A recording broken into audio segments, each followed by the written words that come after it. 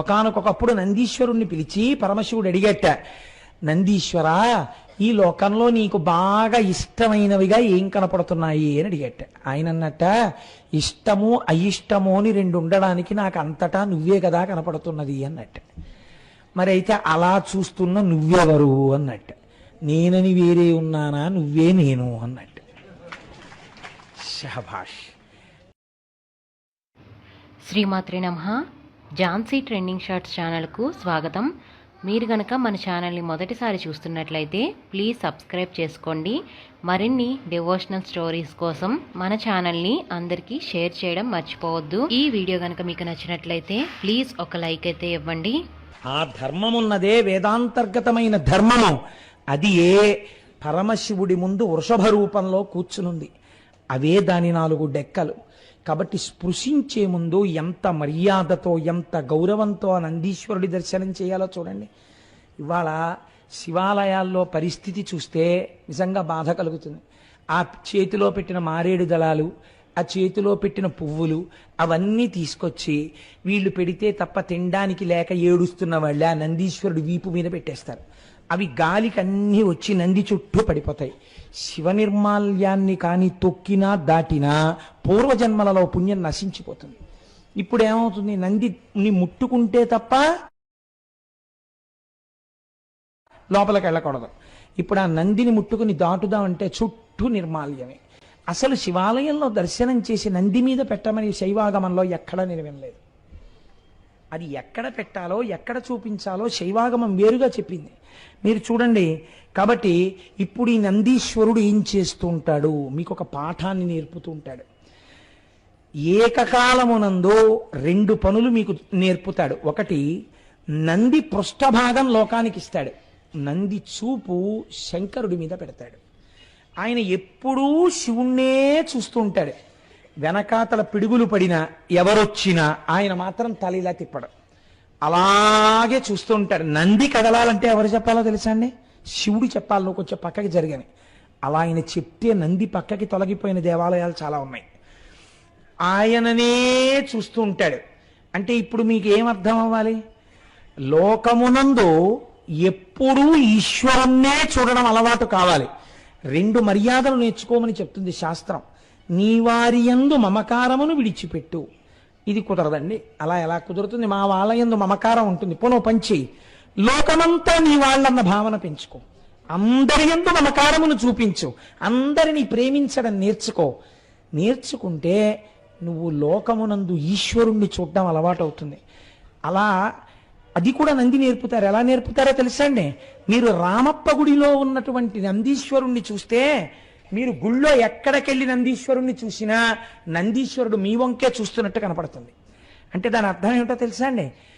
మీరు ఎక్కడికి వెళ్ళినా నంది మిమ్మల్ని చూడడం అంటే లోకంలో ఎక్కడెక్కడ ఏ ఉన్నా అన్నింటినీ ఈశ్వరుడిగా చూడడం. అన్నిటినీ ఈశ్వరుడిగా చూడడం వచ్చేసింది అనుకోండి, ఆఖరికి ఇంకా మీకు ఎవరి మీద కోపం ఉంటుంది? ఎవరి మీద కోపం ఉండదు. ఒకానొకప్పుడు నందీశ్వరుణ్ణి పిలిచి పరమశివుడు అడిగట, నందీశ్వరా, ఈ లోకంలో నీకు బాగా ఇష్టమైనవిగా ఏం కనపడుతున్నాయి అని అడిగట. ఆయన అన్నట్ట, ఇష్టము అయిష్టము అని రెండు ఉండడానికి నాకు అంతటా నువ్వే కదా కనపడుతున్నది అన్నట్ట. మరి అయితే అలా చూస్తున్న నువ్వెవరు అన్నట్ట. నేనని వేరే ఉన్నానా, నువ్వే నేను అన్నట్టు. శభాష్.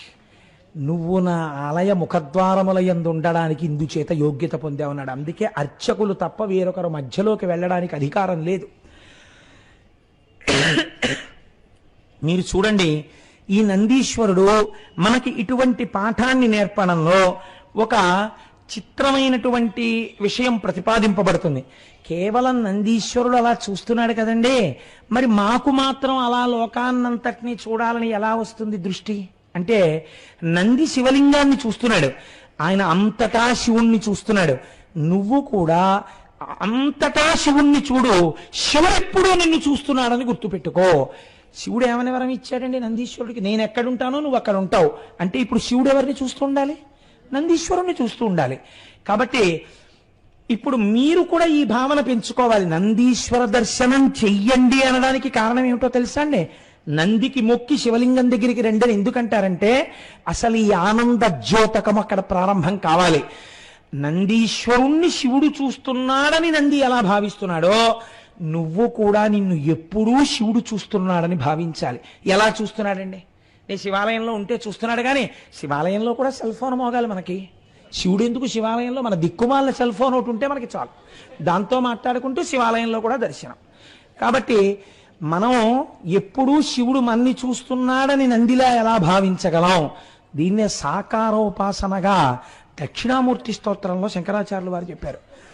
భోరంభాంసనలో నిలోంబర మహార్నాథో హిమాంసు పుమాన్ ఇత్యాభాతి చరాచరాత్మకమిదం యస్యైవ మూర్త్యష్టకం నాణ్యకించన విద్యతే విమృశతాం యస్మాత్ పరస్మాత్ విభో తస్మై శ్రీ గురుమూర్తయే నమ ఇదం శ్రీ దక్షిణామూర్తయే. ఒక్క పరమశివుడే 8 మూర్తులుగా కనపడుతుంటాడు. మీరు ఈ కంటితో చూడవచ్చు శివుణ్ణి అలా. ఆ మూర్తులు ఏమిటో తెలుసా అండి? మొట్టమొదటి మూర్తి, దీన్ని అష్టమూర్తులుగా శివుడు అని పిలుస్తారు. శర్వ. అందుకే శివుణ్ణి ఆరాధన చేస్తే తప్పకుండా ఈ 8 నామాలతోనూ పిలవాలి. సర్వరూపాయ క్షితిమూర్తయే నమః అనో బిల్వపత్రమో పుష్పమో ఏదో వేస్తారు. శర్వ అంటే భూమిని అధిష్ఠించి ఉండువాడు. ఈ భూమి అంతా శివస్వరూపంగా ఉంటుంది. అలా ఉంటుంది అనడానికే కంచిలో పృథివీలింగం అయి ఉంటాడు. రెండవది భవ. భవ అంటే నీరు. అసలు శాస్త్రం ఏం చెప్తుందో తెలుసా అండి? భగవంతుడు బ్రతికేచడానికి వచ్చినటువంటి మొట్టమొదటి రూపం నీరుగా. అందుకే లింగ పురాణం అంటుంది సంజీవనం సమస్తస్య జగత సలిలాత్మిక భవ ఇత్యుచ్యతే మూర్తిర్భవస్య పరమాత్మనః. నీటి యందు భగవంతుణ్ణి చూసి రమించిపోయారు కొంతమంది. నీళ్లలో తెల్లగా ఉండేటటువంటి ఒక యోగీశ్వరుడు స్నానం చెయ్యడానికని ములిగేట. ఆ యోగీశ్వరుడు కనపడలేదు అన్నారు ఆయన. అంటే ఏమిటి దాని అర్థం? అందులో రహస్యం ఏమిటో తెలుసా అండి? స్ఫటికము నిజ స్ఫటికమా కాదా పరీక్ష పెట్టవలసి వస్తే నీటిలో స్ఫటికాన్ని వేస్తే స్ఫటికము నీటిలో కనపడకూడదు.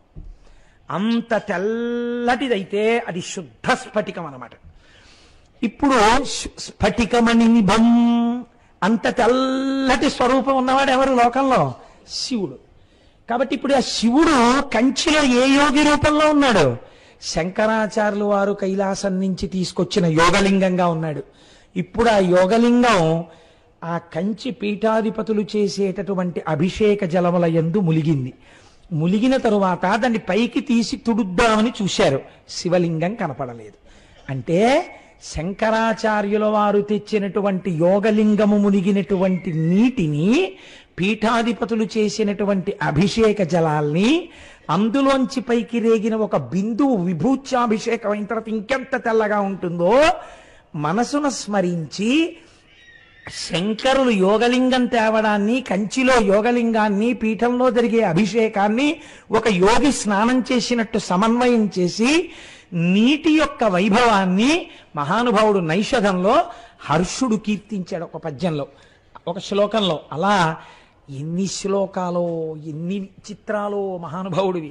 కనుక భవ ఆయన నీటి రూపంలో ఉండి లోకాన్ని పోషిస్తున్నాడు.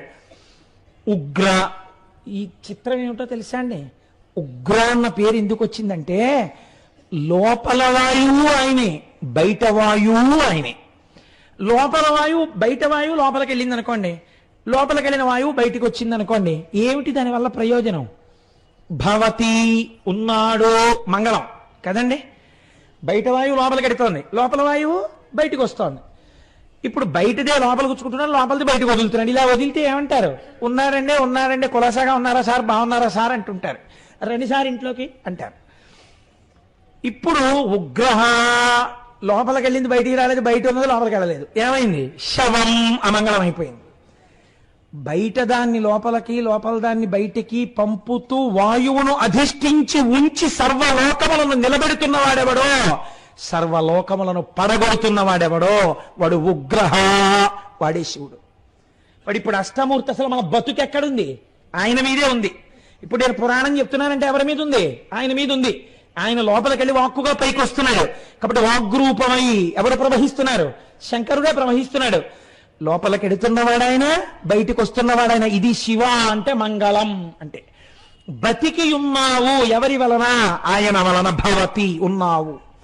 కాబట్టి భీమ ఆకాశరూపుడు, అంతటా ఉంటుంది.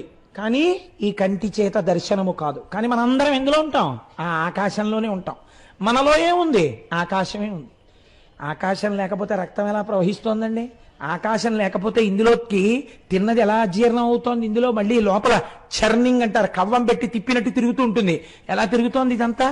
కాబట్టి ఆకాశ రూపుడై ఉన్నాడు. ఈశాన సూర్యుడై ఉన్నాడు. అందుకే కోణార్కలో సూర్యలింగం, చిదంబరంలో ఆకాశలింగం, శ్రీకాళహస్తిలో వాయులింగం, జంబుకేశ్వరంలో జలలింగం. తానే అవి అయ్యున్నాను అని చెప్తున్నాడు. అలాగే మహాదేవ ఈ పేరుతో మనం తినకూడనివి తినేసి అనారోగ్యాలు తెచ్చుకుంటే వచ్చినటువంటి అనారోగ్యానికి ఉపశాంతి పొందేటట్టుగా ఓషధుల యందు వైద్య శక్తిని బాగా ప్రకాశింపచేసేటటువంటి వాడిగా సోముడై ఆకాశంలో ప్రకాశిస్తున్నాడు. కాబట్టి ఇప్పుడు చటగాం సీతాగుండంలో చంద్రలింగం అయి ఉన్నాడు. కాదు కాదు, చంద్రమా మనసోజాత, లోపల మనస్సై ఆ చంద్రుడి చేత ప్రకాశిస్తోంది. రుద్ర అగ్ని రూపంలో ఉన్నాడు. అగ్ని రూపంలో ఉండి దుఃఖాన్ని పోగొడుతున్నాడు. మీరు చూడండి, అగ్ని రూపంలో ఉంటే దుఃఖాన్ని ఎలా పోగొడతాడండి అని మీరు నన్ను అడగచ్చు. రుద్ర శబ్దం ఏడుపుని పోగొడుతుంది. ఏడుపు పోవడానికి శాశ్వతమైన పరిష్కారం ఏమిటో తెలుసా అండి? ఎందులో ఉంటే ఏడుపు ఉంటుందో అందులో ఉండకుండా ఉండడం. అంతే కదండి. ఆ ఇల్లు బాగులేదు కాబట్టి ఏడుస్తుంటాడు ఎప్పుడు. ఏమిటోనంటే వర్షం వస్తే కారిపోతుంది దిక్కుమాలిన ఇల్లు, కొంచెం తడొచ్చిందా గోడ షాక్ కొట్టేస్తుందండి. కబ్బోర్డులు ఉంటాయి కానీ తలుపులు లేవండి. కబ్బోర్డులన్నీ పట్టుకెళ్ళి బెడ్రూమ్లో పెట్టారండి. అస్తమానం కబ్బోర్డుకి బెడ్రూమ్లోకి వెళ్తారు. ఏమిటండి, ఏమిటో ఇల్లు ఇలా కట్టారు. ఒక్క చోట వాష్ బేసిన్ లేదండి, చేతులు కడుక్కుందాం అంటే. ఇప్పుడు నీ దుఃఖాలన్నింటికి ఏమిటి హేతువు? ఆ ఇంట్లో ఉండడమే. ఇప్పుడు నీకు ఈ దుఃఖాలన్నీ పోవాలంటే ఇంకో ఇల్లు చూసుకుని వెళ్ళిపోవడమే. అలా నీకు ఇక్కడ సుఖము దుఃఖము దేని వల్ల కలుగుతోంది? మనస్సు వల్ల. మనస్సు ఎందుకుంది? శరీరంలో ఉన్నావు కాబట్టి. ఈ శరీరం లేకుండా చేసుకోవాలంటే ఏం చేయాలి? ఆత్మహత్య చేసుకుంటాననుకోవడం మహాపాతకం వస్తుంది. శరీరము లేకుండా శివానుగ్రహంతో చేసుకోవాలంటే వేరొక జన్మ లేకుండా చేసుకోవాలి. వేరొక జన్మ లేకుండా ఎవడు చెయ్యగలడు? జన్మకు హేతువైన కాముణ్ణి కాల్చిన వాడు చెయ్యగలడు. కాబట్టి ఇప్పుడు దుఃఖమునకు ఆలవాలమైన ఈ శరీరమును జ్ఞానాగ్ని చేత తీసేస్తాడు. ఈ జ్ఞానాగ్ని ఎక్కడుంది? అరుణాచలంలో ఉంది. కాబట్టి అగ్నిలింగం ఎక్కడుండాలి? అరుణాచలంలో ఉండాలి. బాహ్యమునందు దుఃఖం ఎందుకుంది? అగ్ని లేకపోతే దుఃఖం. నిజంగా 4 రోజులు కానీ సూర్యుడు ప్రకాశించలేదనుకోండి, అల్పపీడనం ఏర్పడిపోయింది అనుకోండి, ఎన్ని బాధలో. ఇంట్లో ఉన్న ఆయనకి, ఇంట్లో ఉన్న పెద్ద ఆయన కర్మ కాలి ఆ సమయంలో గుమ్మడికాయకి నాటెట్టాడంటే నీ చెయ్యి అంటారు. ఏమిటో నాటెట్టిన దగ్గర నుంచి మహానుభావ గుమ్మడొడియాలు ఎట్టాం, సూర్యుడు రావట్లేదు, ఒడియాలన్నీ పాడైపోతున్నాయి. ఒడియాలు పాడైపోయినటువంటి ఏడుపు వల్ల వచ్చేటటువంటి బాధ కన్నా నీ చేత్తో నాటెట్టారన్నప్పుడల్లా వచ్చిన పాపం పెద్దది. ఎందుకంత మూట కట్టుకుంటావు దిక్కుమాలిన ఒడియాలకి? రామకృష్ణ పరమహంస ఒక విషయం చెప్తుండేవారు. ఎల్డర్ ద పంకిన్ కటర్ అంటుండేవారు. ఇంట్లో పెద్దరికం దేనికి అంటే ఆయనకి వయసు అయిపోయి ఉంటుంది. ఆయన ఒక్క నామం చెప్పడు, ఓ గుళ్ళోకి వెళ్ళడు, ఓ పూజ ఉండదు, ఓ పునస్కారం ఉండదు, ఏమీ ఉండదు. ఎందుకుంటాడు ఆయన అంటే ఎప్పుడైనా ఒడియాలు ఎడితే గుమ్మడికాయకి నాటెట్టడానికి పనికొస్తాడు ఆయన. ఎందుకంటే ఇంట్లో పెద్ద మగ ఆయన ఎవరున్నాడో ఆయన్ని పిలిచి నాటెట్టమంటారు. అందులో గుమ్మడికాయ తీసుకొచ్చి, పెద్ద ఆయన కదా చేతులు ఉడుకుతున్నా, ఇప్పుడు దాన్ని మీరేం గట్టిగా పెట్టేసేయకండి, ఏ కాలో తగ్గోసుకుంటారు, తిరగలేము హాస్పిటల్, అలా అనండి చాలు అంటే ఇంతోటి గుమ్మడికాయ నాటెట్టడానికి తన పెద్దరికానికి మురిసిపోతాడు. కాబట్టి ఎందుకున్నాడు ఆయన ఇంట్లో అంటే గుమ్మడికాయకి నాటెట్టడానికి బతికున్నాడు అన్నాడు రామకృష్ణ పరమహంస మహానుభావుడు. ఎంత గొప్పగా చెప్పారో చూడండి. ఇవి పెద్దరికాలు. ఆరాధన చేత ఉపాసన చేత తెచ్చుకున్న పెద్దరికం కాదు. ఆ పెద్దరికం వయస్సుకు అలా గౌరవం ఇచ్చేస్తే చాలు. ఓ గుమ్మడికాయకి నాటెట్టిచ్చేస్తే వాడి జన్మధన్యం అయిపోయింది అనుకుంటాడు వాడు. కాబట్టి ఆ పెద్దరికం కాదుట, జ్ఞానాగ్ని చేత పెద్దరికం. అందుకే మీకు చిత్రం ఏమిటో తెలుసా అండి? జ్ఞానమును పొందిన మహాపురుషులందరూ కౌమారమును దాటకుండా ఉంటారు. అసలు సనక సనందనాదుల్ని మీరు చూడండి, అంతటి జ్ఞానులు. వాళ్ళు ఎప్పుడు బాలురలా తిరుగుతూ ఉంటారు తప్ప వాళ్ళు వృద్ధులైపోయి ఉండరు. అసలు లోకమంతా నమస్కరించవలసిన వాళ్ళు ఎవరున్నారో వాళ్ళు కాలాన్ని దాటారు కాబట్టి ఎవరన్నా చెప్తారు. చిత్రం వట తరోర్మూలే వృద్ధా శిష్య గురుర్యువ గురోస్తు మౌనం వ్యాఖ్యానం శిష్యాస్తు చిన్న సంశయా. గురువు యువకుడు, శిష్యులు వృద్ధులు. కనుక అటువంటి వాడు మహానుభావుడు అగ్నిస్వరూపుడై ఉన్నాడు. 8వ వాడు యజమానుడు. ఈ యజమానుడు పశుపతి లింగంగా ఖాట్మండులో ఉన్నాడు. ఇదొక చిత్రమైన ప్రతిపాదనండి. మీకు మిగిలినవి బానే ఉన్నాయి. ఏదో పృథివీ రూపం, పృథివీ ఆపస్తేజో వాయు ఆకాశ సూర్య చంద్ర 7 వరకు బాగుంది. యజమానుడు కూడా లింగమేట. యజమానుడు అంటే నేను. ఇవన్నీ ఏం చెప్తున్నాను?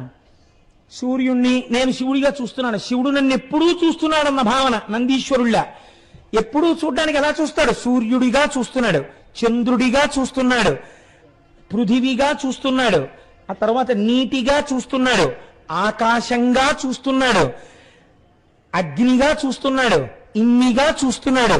ఇన్నిగా చూస్తున్నది ఎవరిని చూస్తున్నాడు? నన్ను చూస్తున్నాడు. ఈ నువ్వెవరు? నువ్వు శివుడివే. ఇది నందికి శివుడికి అభేదం. కాబట్టి యజమాని ఎవరు? యజమాని కూడా శివుడే. కాబట్టి యజమాన లింగం ఎక్కడుంటుంది? ఖాట్మండులో పశుపతినాథ్. ఎప్పుడు పశుపతినాథ్? ఇది మీరు వేసుకోవలసిన ప్రశ్న.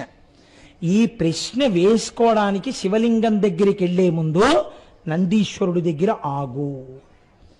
ఈ ప్రశ్న ఏమిటి నువ్వు వేసుకోవలసింది?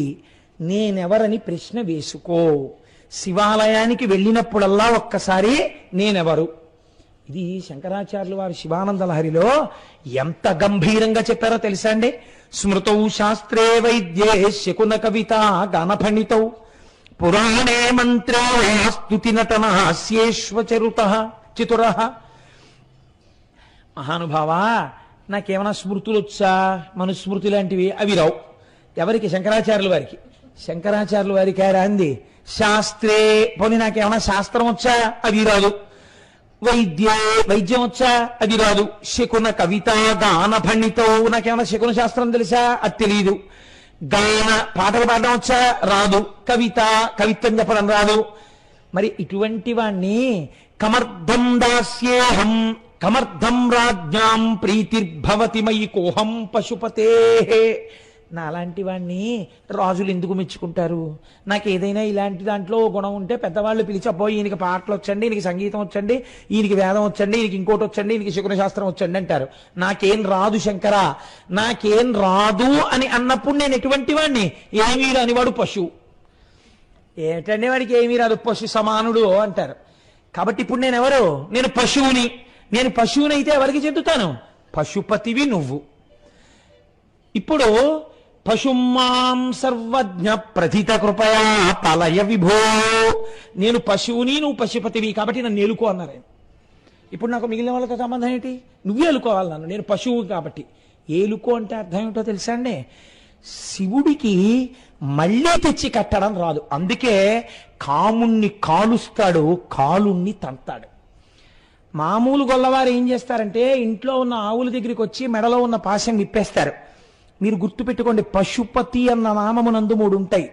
పశువు, పాశము, పశుపతి. పశువు జంతువు, పాశము మెడకి కట్టబడినది, ఒక గుంజకి కట్టబడినది. పశుపతి దాన్ని విప్పేవాడు. ఆయన వచ్చి మెడలో విప్పేస్తాడు, తనతో పాటు తీసుకుపోతాడు.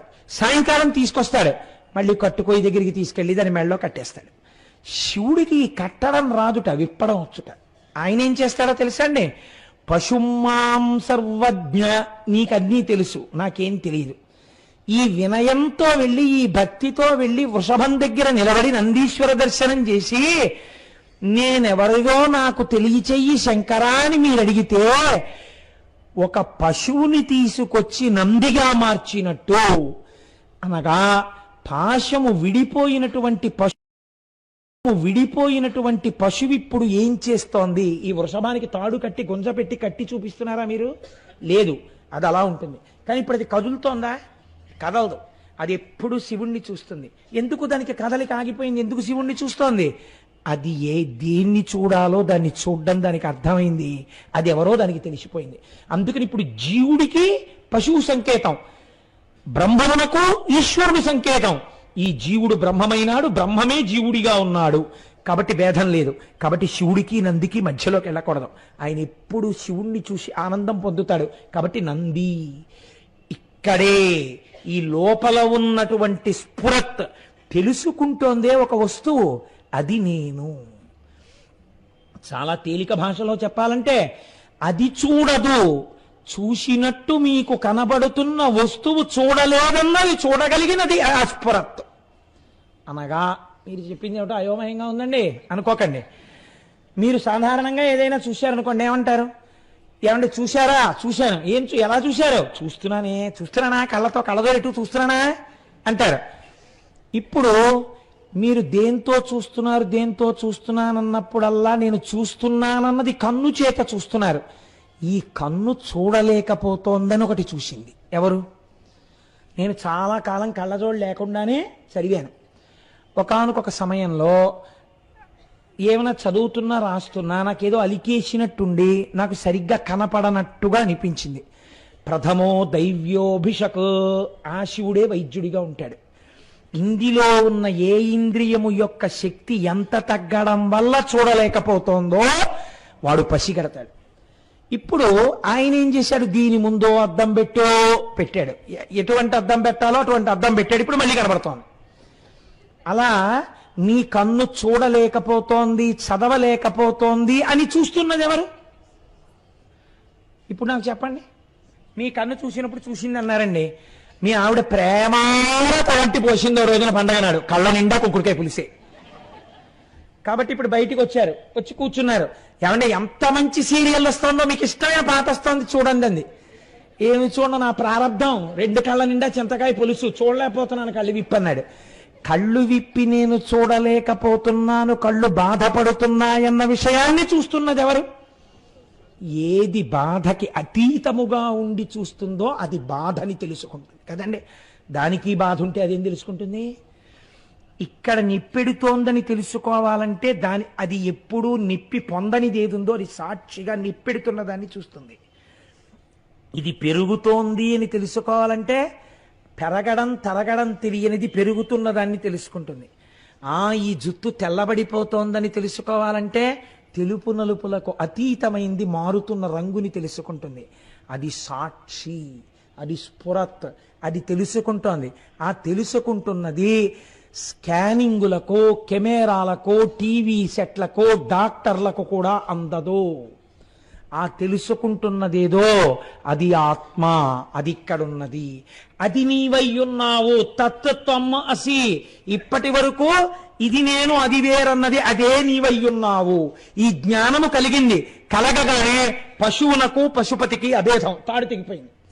పాశం విప్పేశాడంతే. అయినా విప్పేగానే ఏమైపోయింది? పశువు పశుపతి ఏకమైపోయారు. ఈ సత్యము ఎరుకలోకి రావాలి గురుబోధ వల్ల. ఈ సత్యము చెప్పిన వాడెవరో బాగా నాటుకుంది, అంతే, అయిపోయిందంతే వాడి జీవితం. జ్ఞానాదేవత కైవల్యం, ఇక్కడే ఇప్పుడే మోక్షాన్ని పొందేశాడు.